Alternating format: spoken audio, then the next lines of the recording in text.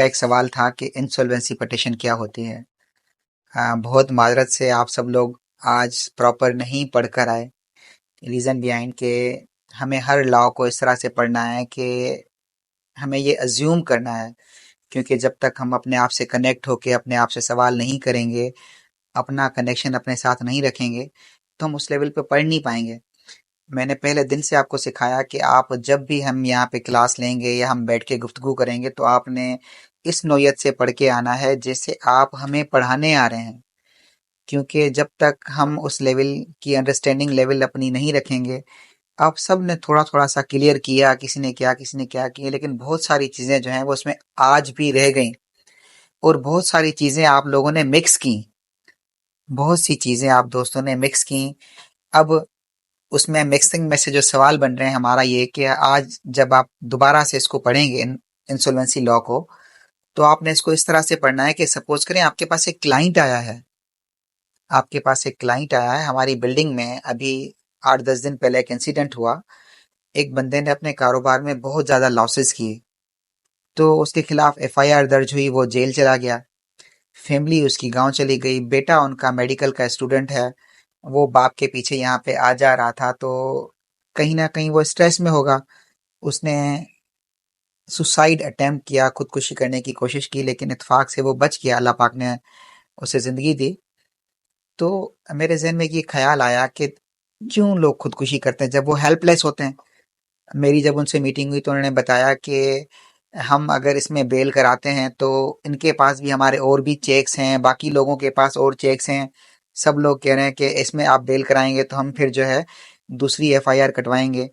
तो ऐसी सिचुएशन में जब एक बंदा जो है वो कर्जदार हो जाए, इंसॉल्वेंट हो जाए, तो उसके पास क्या इख्तियारात है, कानून क्या उसे रेमेडी देता है। इसीलिए हमने ये सवाल सामने रखा, क्योंकि आज जो पाकिस्तान के हालात हैं, बहुत सी बड़ी बड़ी कंपनियां, अगर आप थोड़ा सा करंट अफेयर से रहें तो बड़ी बड़ी गाड़ियों की कंपनियां आप देखें, या व्हाट्सएवर आपके जहन में जो बड़ी कंपनी आए, अगर आप थोड़े से फाइनेंशियल एनालिसिस आप देखें तो बहुत सी बड़ी बड़ी कंपनियां भी जो हैं वो लॉस में हैं। इस तरह से बहुत से लोग जो हैं वो भी लॉस कर रहे हैं।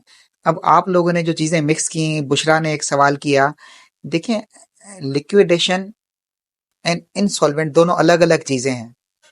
एक कंपनी जब लॉस करती है, अब मेरा फिर ये सवाल है आपसे, तो उसका क्या प्रोसेस है। और एक इंडिविजुअल अगर लॉस करता है तो केस कहाँ फाइल होगा। मैंने कल भी एक सवाल किया कि ये केस कहाँ फाइल होगा। आप में से किसी ने कहाँ बताया, किसी ने कहाँ बताया, किसी ने कोई रेलिवेंट लॉ नहीं बताया। ठीक है, अगर हाई कोर्ट में फाइल होगा तो कहाँ लिखा हुआ है हाई कोर्ट में फाइल होगा, डिस्ट्रिक्ट कोर्ट में फाइल होगा तो कहाँ लिखा हुआ है डिस्ट्रिक्ट कोर्ट में फाइल होगा। ठीक है, तो ये सबसे पहले कहाँ फाइल होगी, क्या प्रोसीजर है, आपने क्लाइंट से क्या डॉक्यूमेंट्स मांगने हैं। आपके पास एक क्लाइंट आता है, आप इंसॉल्वेंसी पिटिशन फाइल करते हैं, तो आपने रिक्वायरमेंट्स क्या हैं। जिस तरह से हम सीपीसी का आपने बताया कि प्रोसीजर सीपीसी में लिखा हुआ है, तो सीपीसी में प्लेंट बनती है। जब जब भी हम कोई सिविल सूट फाइल करते हैं तो प्लेंट किसी रूल में बताई गई, उसके क्या इंग्रेडिएंट्स होने चाहिए। इस तरह से इंसॉल्वेंसी पिटिशन जब फाइल होगी तो उसके क्या कंप्लीट इंग्रेडिएंट्स क्या हैं, कि हमने उसमें क्या क्या चीजें लगानी हैं। और ये लॉ जो है, आपने ये तो बताया हमें कि सीपीसी में इसका प्रोसीजर बताया गया, लेकिन इंसॉल्वेंसी का लॉ है 1920।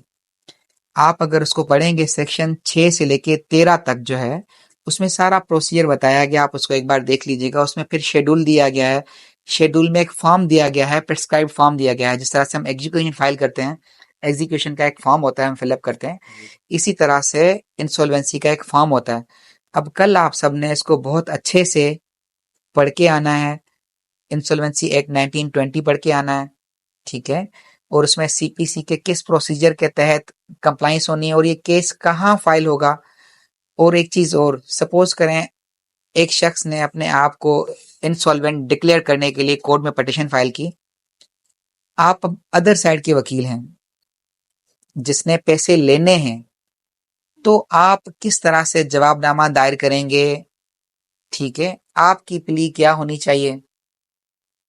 ठीक है, हो सकता है वो शख्स विद मेला फाइड इंटेंशन आया हो, तो आप किस तरह से उसको प्रूव करेंगे, थोड़ा उस जाविये से भी आपने इसको पढ़ के देखना है।